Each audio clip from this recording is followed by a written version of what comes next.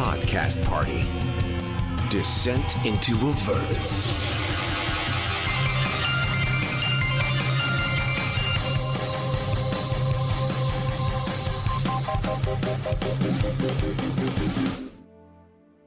My name is Ofelia Liadon. My friends and I are on the trail of a mystery that might threaten the whole city of Baldur's Gate. We visited a floating tavern called the Low Lantern to try to get some answers from Amrick Vanthampur. That conversation didn't go very well, and Amrick ended up in 2 flaming pieces. Now, we need to see if we can find any answers below deck, and then get off the ship as quickly as we can. Okay. You guys descend into the lowest of the decks. This is very waterlogged, definitely reeking from seawater, and you hear snores from a couple of people who are hanging in hammocks on the side of the cabin down here. Do they look like civilians, or are they dressed like... He said they kept prisoners down here. Right. Let's get to waking them up. I'll tell Voltus to walk all the way down so we can follow them down that corridor. Voltus walks all the way down. Are these prison cells? No, they are not. They are hammocks or beds. I say, and you, I tap the Kenku and tell him to walk forward. Okay. In Thieves' Cant, I want to say to Voltus, you wouldn't be sending us down here where a bunch of guards are sleeping, would you? Voltus looks at you strangely, goes, "What was that?" I look at the person sleeping in the cot west of me. Yeah, there is someone in the bed, and you see that this person is tied to the bed and is shivering and sweat-stained. What do they look like? Yeah, it's a human female.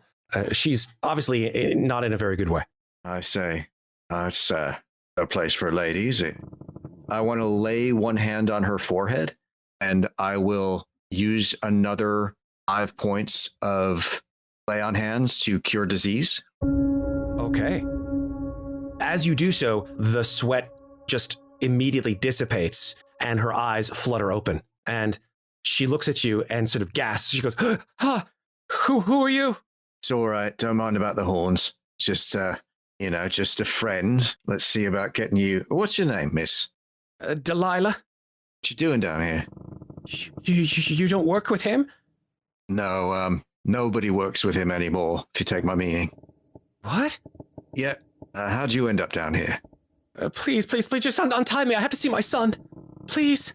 Yeah, okay, I'll untie her. Okay. She rubs her wrists for a second, stands up and looks around and goes, Buford? Turn to Hylan and say, any kids? There is another room, and there is a bed, and in that bed is a young child, maybe 11 or 12, also tied down to the bed and sweating profusely. Okay. Muttering in his sleep. He's over here, Renascence. All right, miss, this way. I'll help her out of the bed. Okay. She sort of staggers to her feet. I'm going to untie the boy while he's talking to her. Okay. All right, Polly, make yourself comfortable. I point for the Kenku to go in there. Okay. And I tie the Kenku to the bed where the woman was. I'll go down and have a look at this kid. Kid is sort of tossing in his sleep, sweating profusely. Eyes moving back and forth under his eyelids. Okay. I hope this is the last one, Hylan. I rub my hands together, generate some friction, and then I will lay on hands for another 5 points to cure disease. That will be my last lay on hands. Yep. I've got healing magic, don't worry. Okay. Yeah, all right, so I do cure disease on the kid. Okay. Same deal as with Delilah. The sweating immediately stops. Color returns to his face. His eyes snap open. Ah! Yeah, I get that a lot. What's your name? Beaufort? Buford? Who are you? I'd say, I think this is yours, miss. Sort of just back away from the bed. She runs to the bed and just collapses on top of him and starts to hug him. Mommy, what's going on? It'll be all right, dear. We're all right now. You have to get off this ship. I turn to Voltus. I say, you proud of yourself? Voltus says nothing. He talking to you, Voltus. You don't answer, that's rude. I shake him a little. He looks at you dead in the eyes and without a hint of remorse says, it was just a job. That's people, it's not a job. Corbin growls at him. I'm going to start escorting this woman and her son up the stairs. Well, you can make yourself comfortable here as well, Voltus. I gesture for him to go in where the kid was. You have to get off this ship now. Come up, Buford. Let's go. And they just run for the stairs. As I see them come up the stairs, I say to Hylan, do we have a plan? Are we letting them off the ship yet? They have to get off before anyone else comes. If they're implicated in any of this, they have no power in the situation. Well, who are we fitting up for this? She says. Because if they can be witnesses, I want to make sure that they're telling the story that we need them to tell.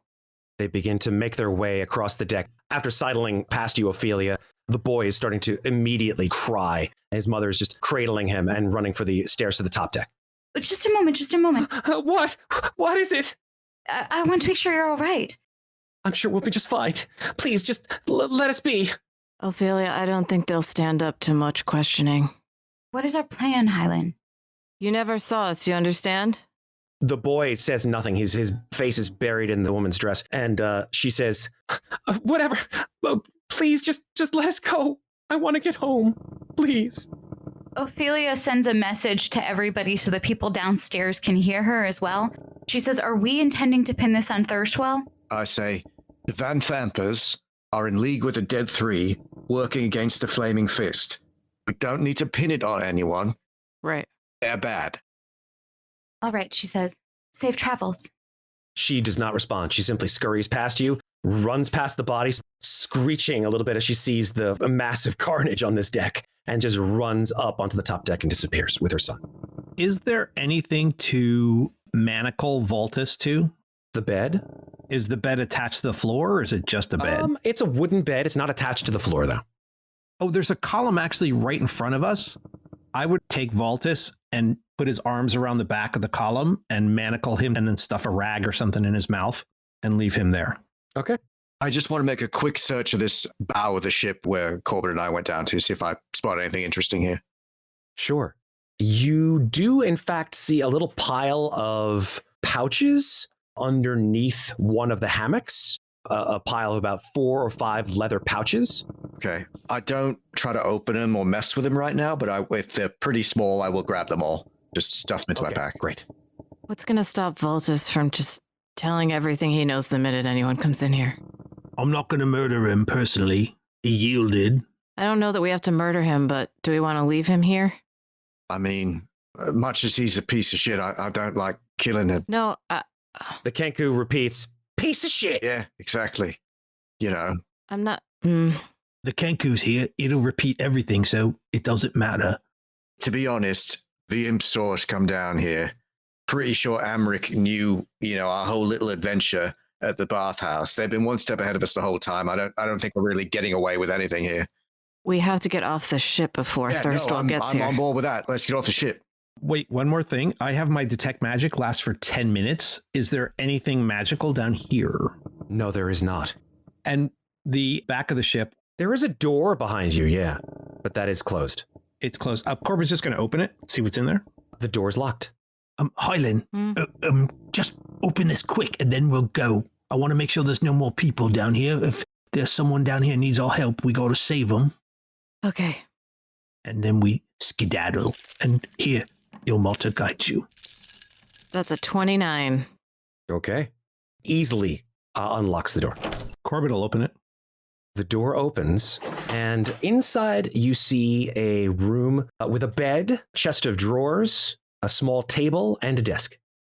I think this is Vanthampur's room. We really should check it, don't you think? Yep. Corbin enters the room. I'll look around. Okay. I'll stand outside the room and just keep watch. Okay. Beyond the furnishings that you see in the room, you give sort of a cursory glance. There is nothing on the desk. There's nothing, as far as you can see, in the chest of drawers.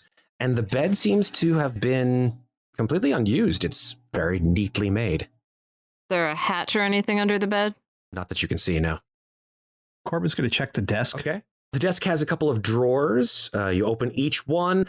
They sort of creak as you pull them open. It seems like this desk hasn't been used in a very long time. This is weird. We should go. Yeah, we gotta get out of here. We good? Yeah, it looks like no one's been in here forever. All right. You guys bring yourself back up to the mid deck, I assume? Yep. Yeah. All right. As you leave, Volta says, so I see how it is. Yeah. Just leaving me here. Good night, Voltus. See you in hell. Volta says, Yeah. Not if I see you there first. Kenku says, see you in hell. Good night, Voltus. My advice, go away and never come back. But that's just my advice. And Corbin walks away. Okay. You go up to the top bar deck, and there is no one there. You see spilled drinks, remnants of what was a party only 10, 15 minutes ago. No one is there, not even the Kenku bartender. I can't believe his bodyguard killed him. All right, let's go. Corbin tries really bad acting to try to get us out of here. Make a performance check, Corbin, to no one except your friends. Continue. I want to see this. All right, here we go. Oh, pretty good. A 15. Yeah. It's passable. It's not Shakespeare, but, it got the job done. We'll work on it. If there is an unopened bottle of whiskey behind the bar, I will just snatch that on the way by. Who is Shakespeare? Okay, no one stops you. What? Some hack who stole all his stuff from someone else, Ooh, them's fighting words, Corbin. You just I watch heard a it. woman wrote it. That's what I heard, too. If we go up these stairs, we're on the deck, right? Yeah. Yes. Can I just quickly peek up there before we all walk out just to see what the situation is? Sure. Hang on. We're above the waterline now, right? Can I see out some windows or something on this deck? Okay. Yeah, you can indeed. There are windows that peer out onto the wharf. To the east, it looks like there's another porthole. Yes, right around the bar, yeah. Great. Does it look big enough that a bugbear could stuff a headless body through? No, unfortunately not. Portholes are only about 8 or 9 inches wide. Can we look out towards the wharf side and see if we can see any activity? Yeah, sure. Go ahead and make a perception check. I will give myself guidance on that. Great. I don't think it's going to matter. Yeah, it's a grand total of 5. This porthole is really badly scummed up. It's hard to see through. Is there an empty barrel around, for garbage or something else? There are some barrels behind the bar, but those you saw were tapped for ale. We could stuff them in a barrel. Yeah, it's not bad. See if I can open up one of the ale barrels. Does any of them look empty? None of them look empty, unfortunately, but they're Just all pop the cork on it, let it openable. drain, and pop the lid. Come on. I look towards the stern. Are there any doors here? There are no doors in the area that you are searching. You did notice a door on the way down to this level from the top deck, but it was closed. Oh, okay. Yeah, let's keep moving. Wait, Ofelia, if we go upstairs, you need to put on a show and tell them if someone catches us like guards that the bodyguard killed Vanthampur and we brought him up to try to save him. All right? Can you do that acting? Because Yeah. I'm not great at that. I don't like it. Yeah, without his head. Absolutely. I will do my best. All right. Let's go. Yeah, can I just peek up there real quick? Sure. Mm-hmm. Make a stealth check. Okay. Jesus. Nat 1. It's an 8. Yeah. An 8. Yeah, you sort of slowly move up the steps, and maybe it's due to the age of the wood, and it just makes this enormous... God. And every eye of all of your compatriots just Yeah, then I immediately stopped trying to turns to sneak you. and I just walked the rest of the way. I think you want to be quiet. Clunk, clunk, clunk. And then I just peek around and not bounding up into view. To the top deck? Yeah. All right. You go to the top deck, and the first thing that comes into your view, besides the dead seagulls, are 2 rather small puddles of black goo on the deck as well. That's good. Is it the same goo? Coast clear, Hylan. Yeah. Come on up, but just try to be quieter than I was. As you say, try to be quieter than I was, you hear a voice from the aft castle say to you, well, to be honest, you weren't being very quiet at all. And you look up, and there is a figure standing there atop the deck, cleaning what seems to be a very large sword, this black, disgusting goop off of it. She seems to be a young woman with dark brown skin and red hair, freckles on the side of her face, and she's wearing this awesome suit of armor. But she looks young. She couldn't be 17, 18 maybe? Yes, I wasn't very quiet. Is this your handiwork? And I point at the puddles. She says, yes, I was trying to not leave a mess, but I guess I'm not very good at that. Not yet, anyway. Well, good work. Yeah, are you... Trying to get out of here? part of the crew down there? Well, I was having a drink and then all hell broke loose. Yeah, noticed that. A whole bunch of people just ran off the ship, and then I decided to come on board, and that's when these little bastards jumped me. Oh, what? Were you coming here just for a drink? You could say that, sure. Well, my name's Hylan Nemo. What's yours? My name is Reya. Reya Mantlemorn. Pleased to meet you. My friends are coming up behind me. Oh, okay. And I just tell everyone they can come up. We do. Okay. Ofelia leads the way. So you alone up there? No, but I don't believe we're in for a fight. This person, Reya Mantlemorn is her name. She took care of some of these pros and was just coming here for a drink and saw the mayhem. Corbin yells up the stairs. You know, I got a headless body on my shoulder, right? Can I just bring it up? Well, That is a way to make a first impression. yeah. What? Oh, sorry. So is that a yes or no? I'm a little confused. That's a yes. I mean, All right. headless body's out of the bag at this point. Corbin just goes up with the headless body of Amrick Vanthampur on his shoulder. Yeah, the plan was to kind of come up and then dump him off the side, right? That was the plan. Right. Sort of thought that we might not have an audience for Do that. we have any but, rocks or anything that I could weigh him down a bit with? Not that I've ever done this before, just I know it's better if it weighs more. It's probably an anchor. Well, there are a couple of barrels still full of ale. All right, so Yeah. Corbin will find whatever he can and he'll stuff it on the body and just, this is going to be fast. Okay. You do this on the deck, though. Yeah, oh, right? You do this absolutely. at the top deck. Yeah. I say, Okay. Please don't judge us too harshly by this. It's not what it looks like. Well, it sort of is what it looks like, but If what it looks like is this is a terrible person who tried to kill us that we actually killed first and now we're throwing the body over the side of the ship, then that's exactly what it is. I mean, well, steady on. Who's your friend, Hylan? oh, this is Reya Mantlemorn. Who's that? Hello. It's a pleasure to meet you, Ofelia says and extends her hand, not wanting to be completely rude. Reya's no stranger to a fight. She takes it. I am impressed with your handiwork, Ofelia says, shakes her hand. Yeah, they're disgusting creatures. Imps. They're disguised usually as rats or crows or... Or dogs. We ran into a slightly larger variety downstairs, but we gooped that one as well. So Oh. I guess we're on the same page as far as how you deal with things of that nature. And, hate to be nosy, but, and she gestures to the headless body who is stuffed inside the barrel. Oh, Who's that? Well, ask her if she has any love for Vanthampurs. Corbin whispers loud. say goodbye, Corbin. Wait, I've got to say a little prayer. I'm really bad at prayers. Good night. It's Amrick Vanthampur. That's who it is. It's Amrick Vanthampur without his head. Shh. Quiet. And I toss him overboard. You throw the barrel. Shh, quiet. It's such a miracle that we're only level 3 because we're handling this so well. I feel like we must be at least level 10. I love it. Comedy of massive errors. Oh my gosh. And she pulls out a piece of parchment from a pouch, and she says, "You mentioned a name, Amrick Vanthampur," and she quickly puts away the paper and says, "That was him?" Most of him. Bits of him. Yeah, mostly. Yeah. We had a misunderstanding, and he tried to poison my friend. Yeah, he poisoned me. Right. And he misunderstood more than us, so he goes for a swim.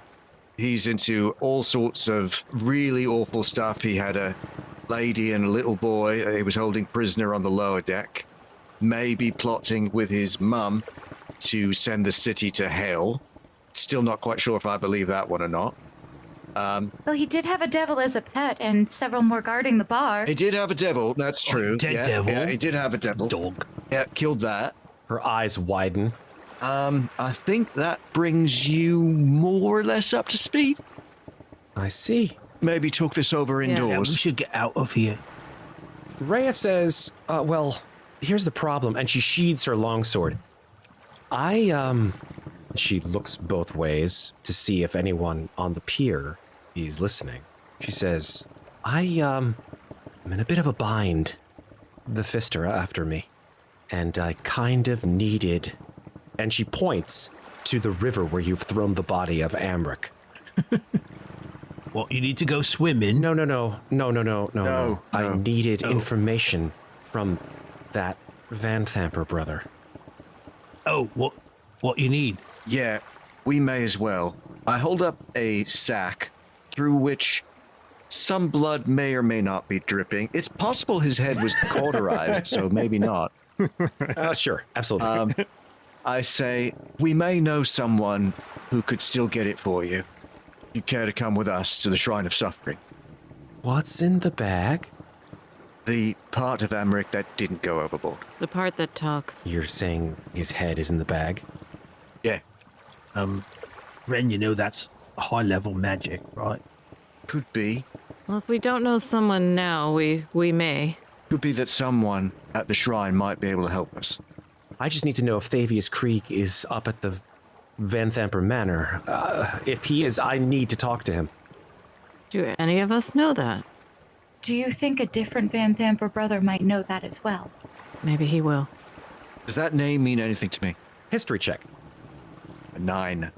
You think you might have heard it once or twice? Associated maybe with Elturel, but beyond that, nah. Are you from Elturel? Yeah, I am. Is that why the Flaming Fist are looking for you? I guess you could say that. Are you a Hellrider? She steps up and sort of proudly puts her hand to her breast and says, Yes, I am. And I am desperately searching to know what happened to my city. We're trying to find that out too. Maybe we can help each other. How? We think the answer may be with the Vanthampurs. Well, clearly.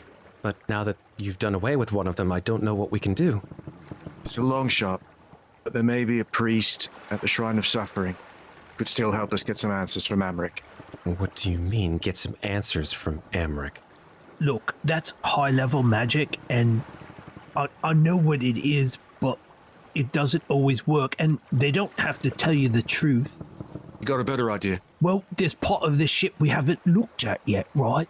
Yeah, here's the thing. Bodyguard said that Amrick doesn't have an office here, and I'm inclined to believe that.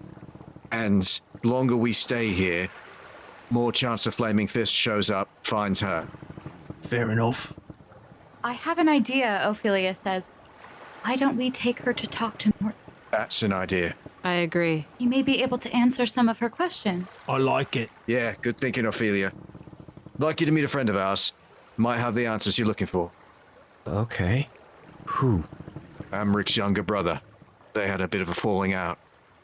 All right, as long as we don't get word to the Flaming Fist. I had a little bit of an unfortunate altercation. Listen, it wasn't entirely my fault, but they're definitely not wanting to see my face. No, they're a bunch of arseholes. It's fine. But they owe us one, so don't worry about it. They owe you one? Are you working for the Fist? No. We work for ourselves. Okay. I work for the Church of Ilmata. That allays my fears somewhat. Okay. We're doing this as like a walk and talk, I assume. Sure. Yeah. We're leaving the Low Lantern. We are headed across town to the garret where Renascence lives, where we told Mortlock to wait.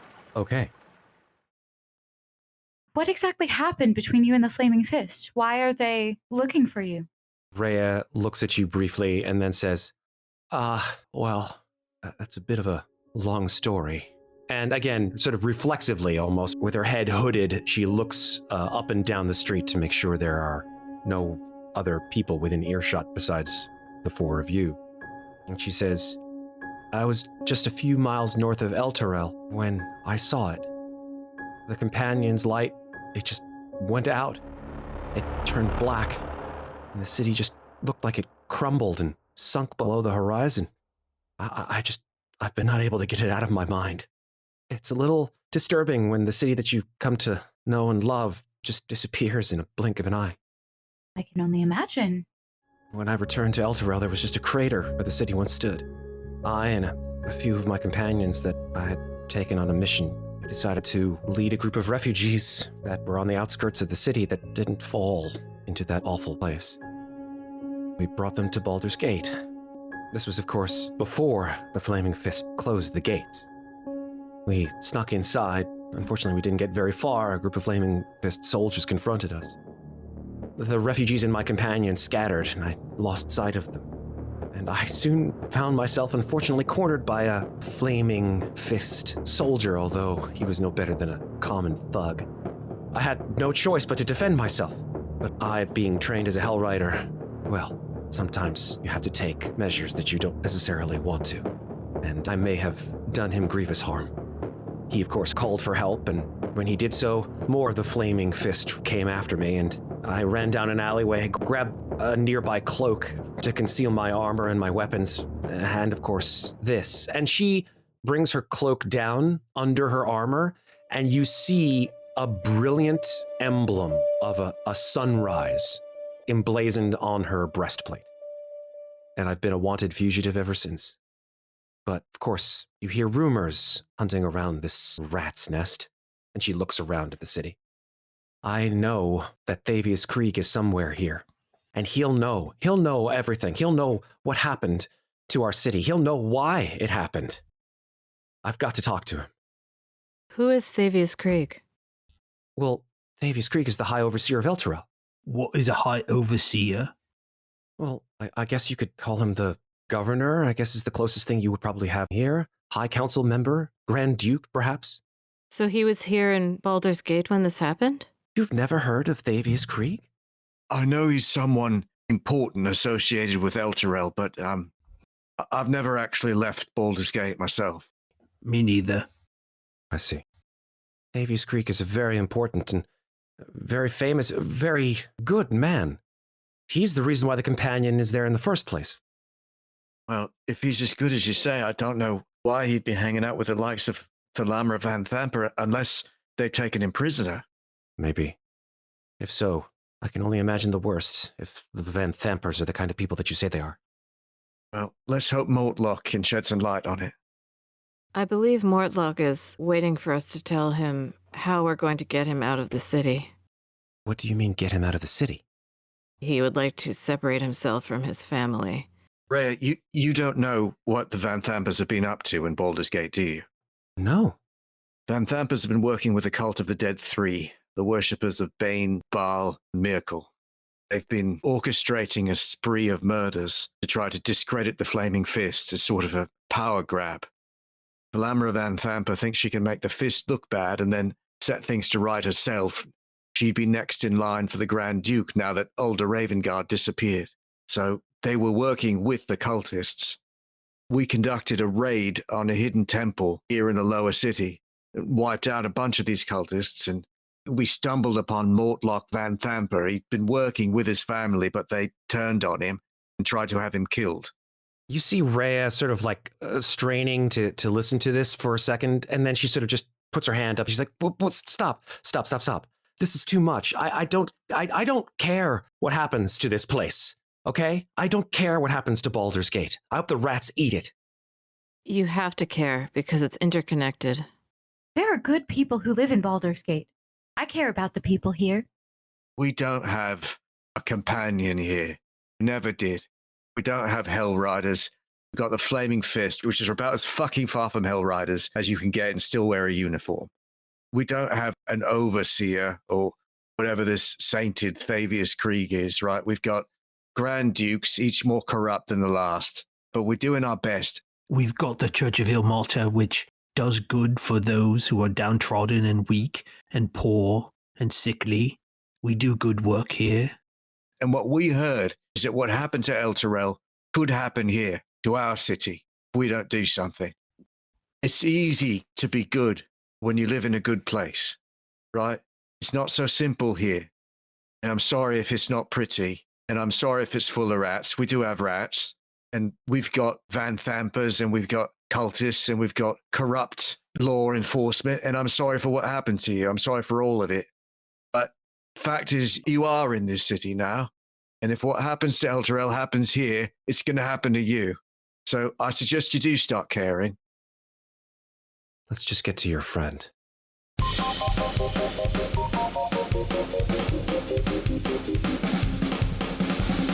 Hi, everybody. The show will be back in just a minute for the second half. We hope you're enjoying Podcast Party Descent into Avernus, an actual play podcast from Cast Party. We're a group of D&D fans who happen to be professional actors, directors, artists, producers, and friends.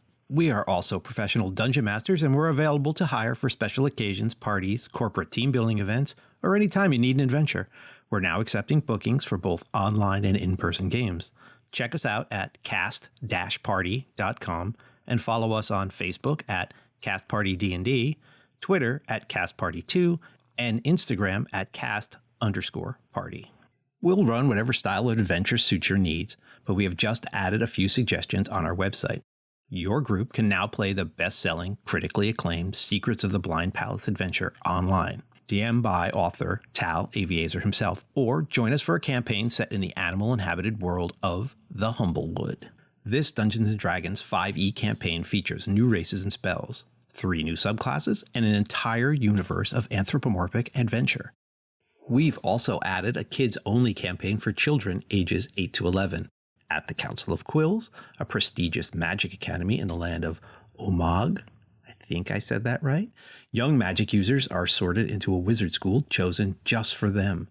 Thus begins a multi-week adventure of spells, secret chambers, magical pets, angry plants, no one likes angry plants, friendship, and much, much more. Full details at cast-party.com. On our website, you can also find original artwork of our characters, and we're posting maps, pics, and other background material to give you some visuals to go along with the story. Our merch store features all the official Cast Party apparel and accessories that the cool kids are wearing, like Matt Gordon. It's Gordon, right? It was Gordon? Yes, just like Matt Gordon. If you enjoy Podcast Party Descent into Avernus, please follow the show, rate us, leave us a review. We're doing this as a labor of love, and it really helps us a lot. Feel free to make that review completely about me. Thank you. We'd love to hear from you. Message us on social media or email us at info@cast-party.com. Thanks very much for listening, and now back to our adventure in Baldur's Gate.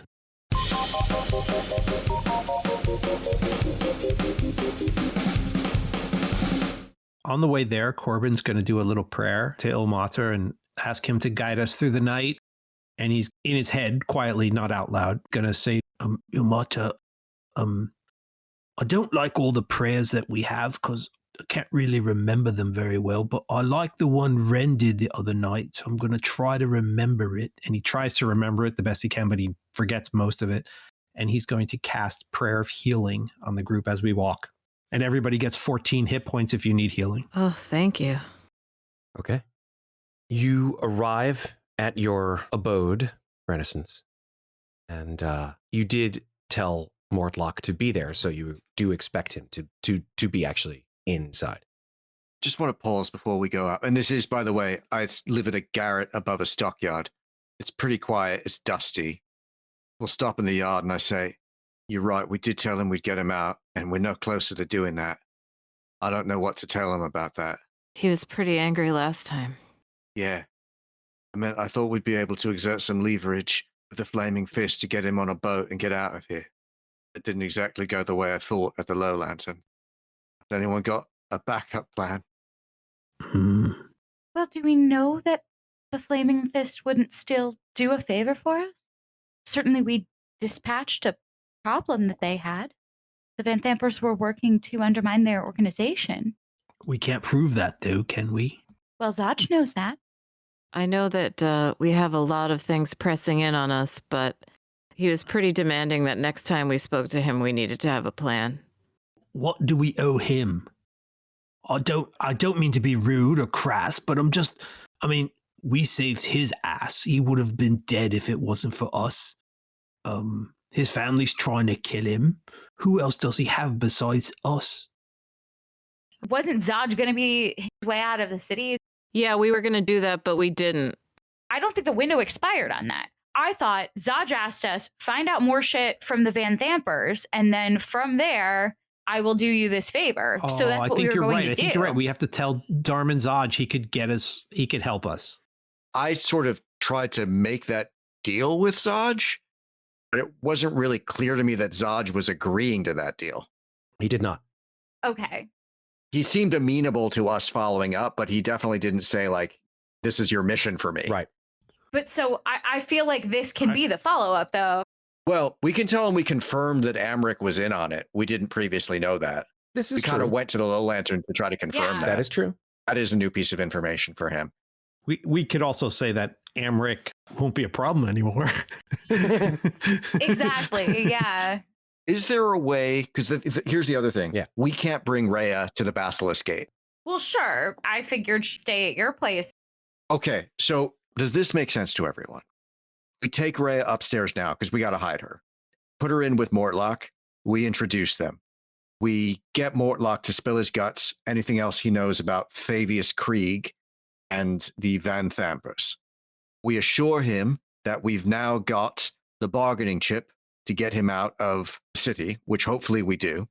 After that conversation, we'll have all the information from Mortlock that we need. We've got him and Reya in the safe house. Then we head to Basilisk Gate to try to trade with Zodge. Does that make sense? Yep.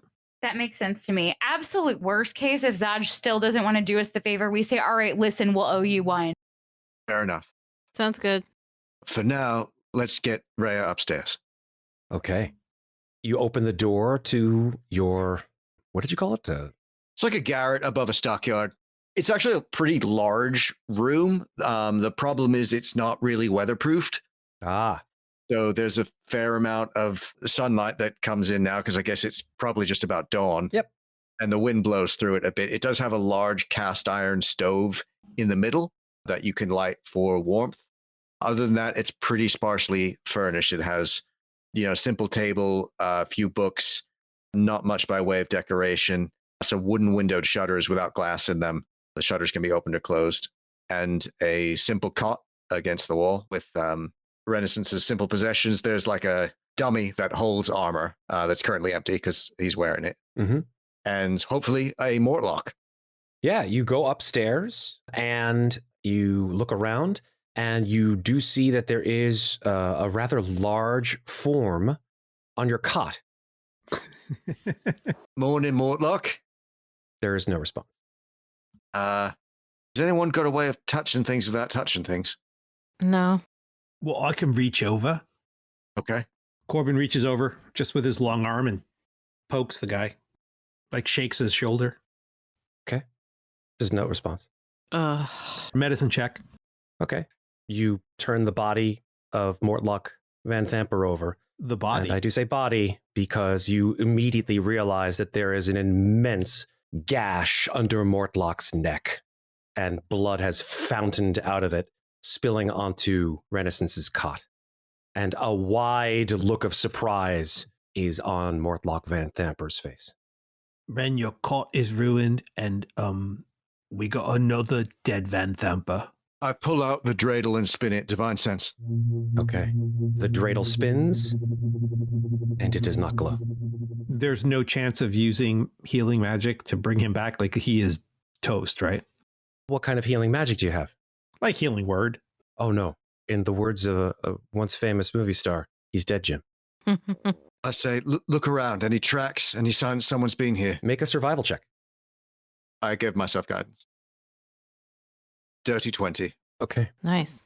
You do, in fact, see very faint tracks that come in through a hole in the roof that, unfortunately, due to the fact that you did not weatherproof it that well, seems to be the point not only of entry, but of also exit.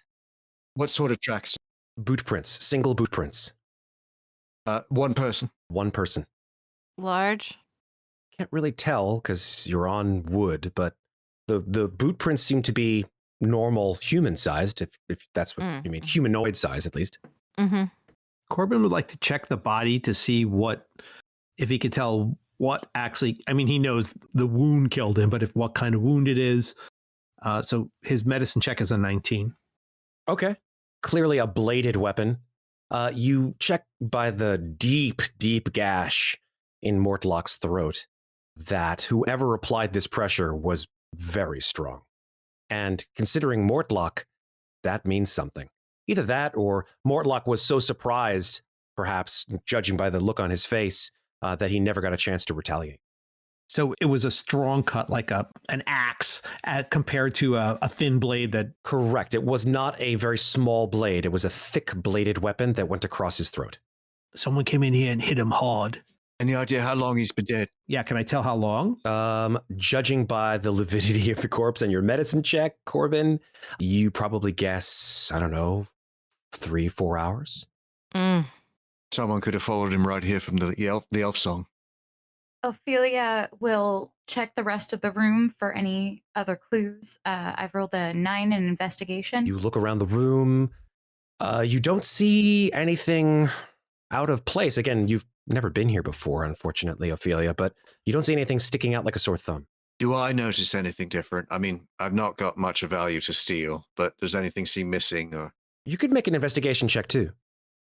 can I have advantage seeing as it's my place and I should know, like, where things are? Sure, why not? Yeah. Okay, that is a 19. Yeah, you look around the space. Frighteningly, nothing is out of place. Professional. Not that I had much to steal, but I don't think anything else has been touched. Not someone slick. Someone coming in and hitting him hard. A thug more than a sneak thief is what I'm thinking. Someone pretty sprightly, though. Came in through the roof. If you're strong, you can climb too, right? Yeah. Do you have any neighbors who might have seen something suspicious? It's not much of a residential area. Pretty quiet. One of the drovers might have seen something, but I don't know. I don't like to get people involved. So we have ourselves being spotted going on a ship, and then Amrick Vanthampur is killed, and now we have another Vanthampur dead where you live. Yeah. Right. We got to get rid of this body too. And I know it's morbid and stuff, but do we want his head as well as the other head? I think while we're collecting heads, we might as well take this head. Yeah. Oh my, Raya says. This is a little bit beyond my taste. And she says, I'm sorry for your friend, but there's magic. You can... Yeah, but not my kind of magic. But why would we remove his head from his body? Well, we could bury him and treat him with respect. Cities are going into hell. But there's magic we can use to talk to someone that I can't do. Maybe one day, but I can't do it now. But we can talk, but we need the head. And also...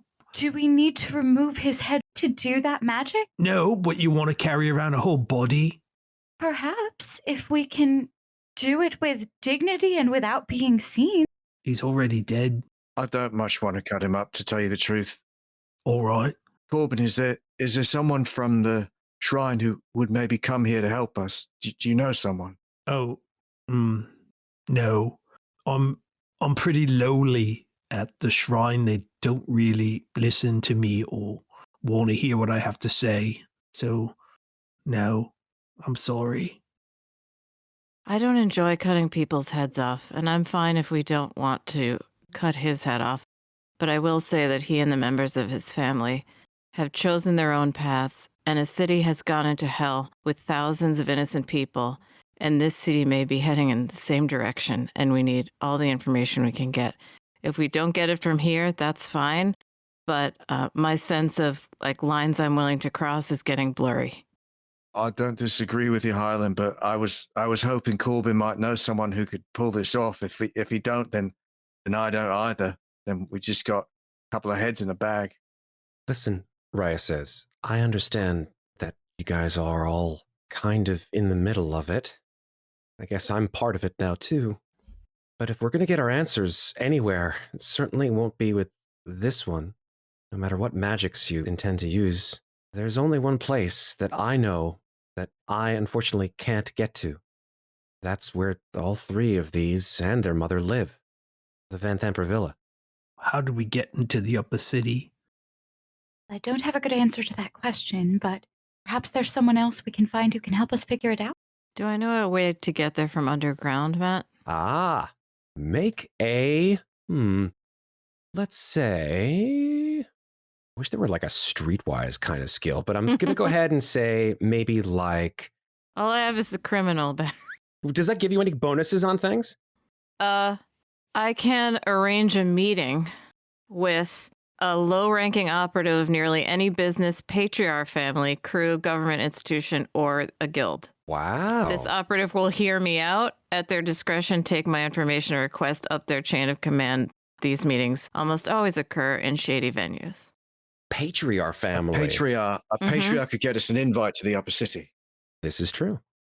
Especially since you did a patriarch pretty decent service by freeing him. Clem. Good old Clem Jasso. From the Dungeon of the Dead 3. A light bulb, Hylan, appears over your head. Whoa, look at that light. It's beautiful. Let's talk to Clem and see what he thinks. How do we get a message to Clem Jasso? Well, Corbin did have a word with Clem. Right. That he should stop by the Shrine of Suffering and make a donation. That's correct. In fact, I think you said it would be sometime yesterday. So that might be a way to reach him. Okay, let's try it. If he made a donation, he might want to sort of make a little show of it. He might have signed the book. Yeah. I mean, everybody signs the book. He'll want the tax deduction. Exactly, so for the tax deduction purposes. We could pay him a little visit to thank him for his generous contribution. I think this is a good plan. Okay. This is like A-team level plan, guys. I'm loving it. Yes. Where's my cigar? See, we needed to talk through, but we got there in the end, Everybody, and we didn't have to cut up any more bodies. And freeze. Everybody jump and freeze. Roll credits. Reya, I can't promise you'll be any safer with us than without us, but you might be better off coming along with us. Reya says, if your final intent is to go up to the villa, and we stay far from the Flaming Fist, then yes, I guess at this point I'll accompany you. All right. I have no love for this city, but if it is for the good of Elturel that we determine the root of this evil, then so be it. Is it true what they say about the Hell Riders? That they went into hell to rescue one of their own? That is ancient history. But if you refer to the tales told of us and how we obtained our namesake, then that would be the case, yes. That's like us. We would do that for any one of us. You understand? Like the Hell Riders. You would go into hell for any one of your group? Yes. Well, then I guess there is something redeemable in a group like you, after all. We all deserve redemption for something. We will head over then to the Shrine of Suffering and see if Clem Jasso has signed his name in the donor registry. Okay, it's not too far from your house. So you do, in fact, sort of walk through the morning air of Baldur's Gate. Reya, of course, shrouded in her cloak. So now it is the five of you, after doing the appropriate prayers of sorrow for that large lug. You sort of recover his body or something like that, and so it doesn't attract too much attention and or flies. I also will leave Amrick's head. That's very kind. I don't really see a need to be carrying that around anymore. Okay, cool. They're brothers. They want to be together. Of course, even in death. They're probably still arguing. So, yeah, you make it over to the Shrine of Suffering. No problem. No interruptions. And, yeah, you arrive, open the door to the massive Shrine of Suffering. One brother is sort of sweeping up the shrine. He says, I'm sorry, we don't open for another 30, at least 30 minutes. I say, oh, it's all right. It's Renascence. I work in the soup kitchen. Renascence, I didn't see you. I'm sorry. It was the morning light coming in. Good morning, brother. Good morning. Hello, brother. Yes, good morning. We're here to do a little prayer. Of course, you can pray as much as you'd like. We made a friend recently who said he might be stopping by to make a very generous donation to the Church of Ilmata. His name is Clem Jasso. Do you happen to really? Maybe have been around when he popped in? He puts his hand on his chin and he says, Clem Jasso. Could you describe this Clem Jasso? Yeah, middle-aged, bit of a paunch, dark hair. Human, of course. Sort of probably should have led with that. Very well-heeled. Patriarch, you know. Patriarch. Rich, but not super rich. I'll be honest, I haven't seen a whole lot of patriarchs entering in. Well, he might have sent a courier. Maybe we just have a quick look at the donation list, see if he's on it. That would clear things up. I'll look at it. It's all right. Don't worry about it. Very well. Just go about your business. No problem. Go ahead, brother. The book's over there in the corner, of course. I've swept here for 10 years. You want to know the secrets? Let me show you the corners. So Corbin will like kind of push this guy away and try to show him how to sweep. He's basically going to mansplain him how to sweep in the corners. Bug-splain him. While he's bugbear-splaining exactly. Sweeping, I will head over to the registry. Okay. You open it to today. Obviously, most of the pages show some sizable donations, some small donations. You flip back to yesterday, where Klim Jassa was supposed to have done his particular donation, upon, of course, your insistence to do so. And your finger sort of traces down through the names of all these people. You do see at approximately mid-morning of yesterday that there is a K. Jasso. The donation, however, is not very large. It's only 10 gold. I have in my possession a prayer book, and I assume there's got to be a little inkwell here right next to where people sign this registry. I open to the inside cover and I write, in recognition of Klim Jasso's generous donation to the Church of Ilmater, please accept this humble token of the church's gratitude. And I say, well, it's time we brought our friend a thank you gift in the upper city. Agreed. But look, brother, if you reach up in the corner up top, there's spider webs. See those spider webs? Brother, you know I can't reach that. No, look, that's probably why they made me do it for so long. But look, you reach in the corner. Could you help my friend while I get the spider webs up in the corner? Go on, hurry up, go on. Okay. I'll get the spider webs. All right. Is there anything else that you need from this brother? Does it give an address or anything where he lives, Klim Jasso? Yeah, actually it does. I mean, you are required, of course, to put in your particular abode, because you don't actually donate the gold and then just leave. Like, you actually do, in fact, stay on the Shrine of Suffering mailing list so that... they have an email? Oh, well, I don't know if they have. They don't have an email, They but send you letters. they definitely right? send you letters saying thank you for your kind donation. Hopefully you will donate again next year. Of course, it's also for tax purposes. I will write that address down in the back of the prayer book as well. Excellent. If I remember correctly, you can't get through the gate to the upper city unless you're accompanied by a patriarch or you have some sort of symbol, right? You can't just go in there to give somebody something, right? That is correct. There is a sizable force that prevents people from going into the upper city unless you have either a patriarch or a sizable donation.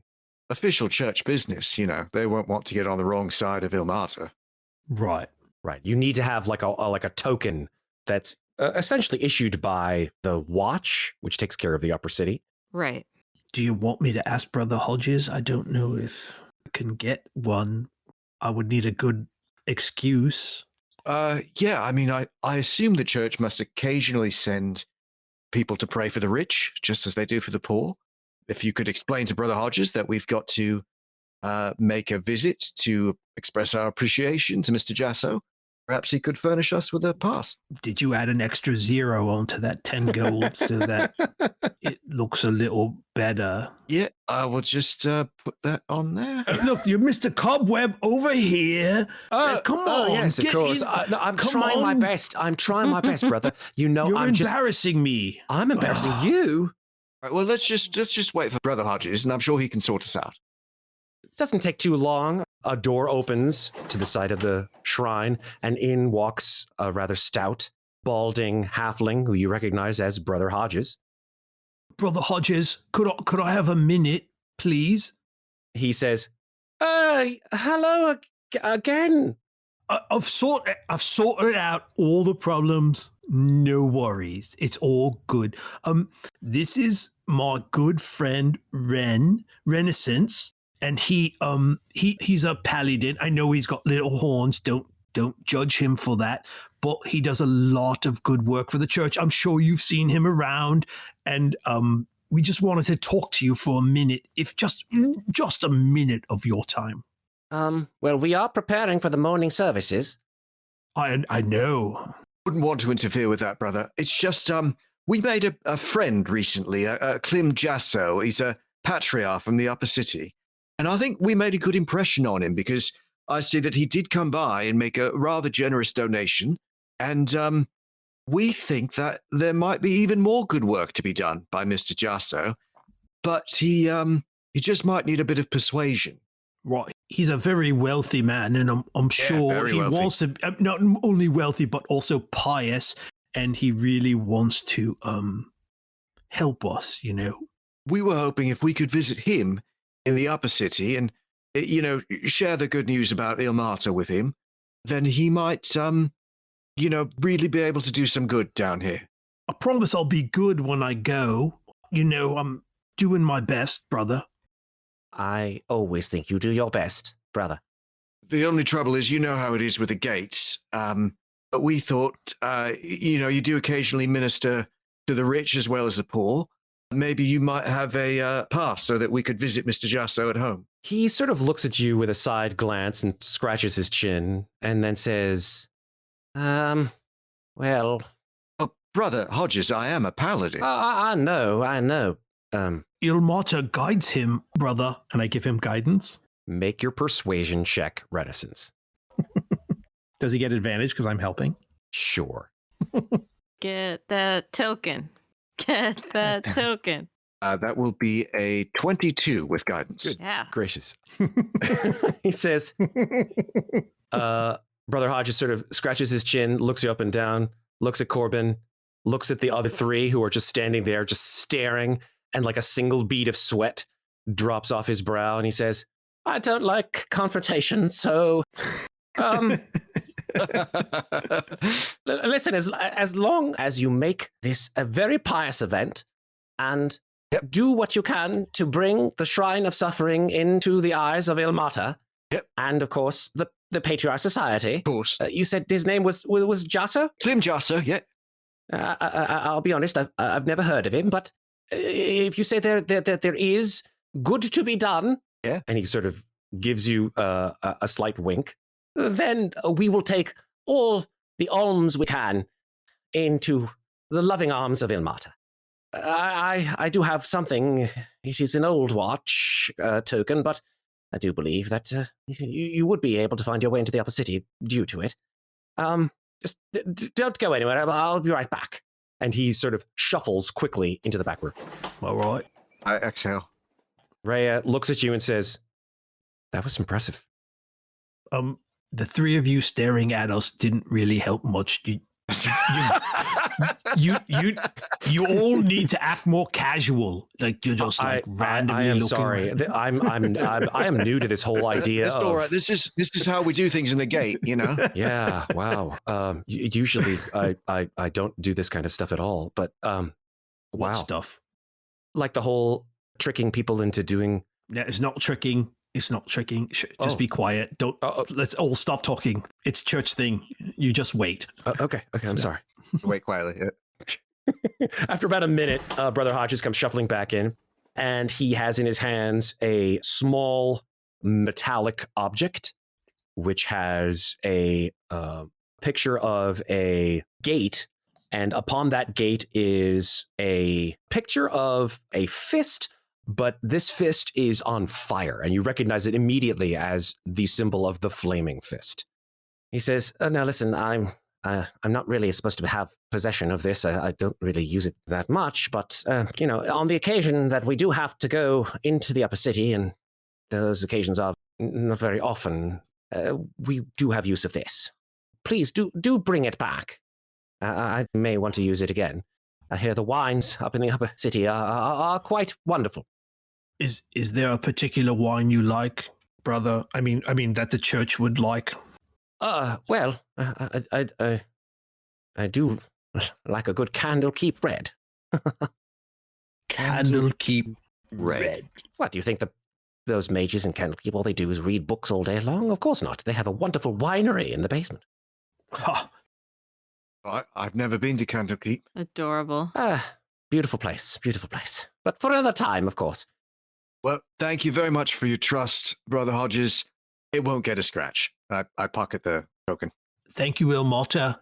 Thank you, Brother Hodges. Think nothing of it. Do take care. Let's get the fuck out of here.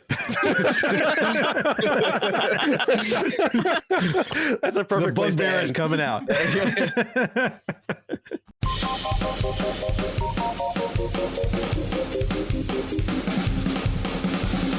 Thanks for listening. This episode featured the Dungeon Master stylings of Matt Gordon, with Tal Aviezer as Renascence, Rachel Tamarin as Ofelia, Carolyn Fox as Hylan, and me, Andy Cannistra, as Painbearer Corbin Shiv. This episode was edited by Carolyn Fox and Tal Aviezer. Our original theme music is by Lauren Anker and Anthony DiMasso. Some sound effects in this episode are courtesy of Syrinscape. Remember, if you enjoy Podcast Party, Descent into Avernus, please follow the show, rate us, and leave us a review. Thanks very much for listening. We'll be back in 2 weeks with the next episode. Sorry, I thought I just heard someone in the theater.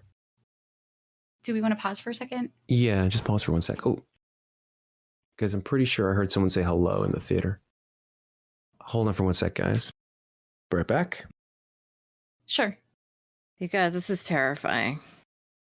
Probably a guard. I'm sure, I'm sure it it's is. just a security I'm guard. sure it is, but it's Yeah. terrifying. Or a ghost. I guess if Matt does get murdered in the theater, All right. the microphone will pick it up. Was it a guard, Matt? I don't know who it was. I heard a male voice, and then the door opened, and then it closed, and that was it. How do we know you're actually Matt? You don't, Andy. Say something only Matt would say. Fuck you, Tal. Camera.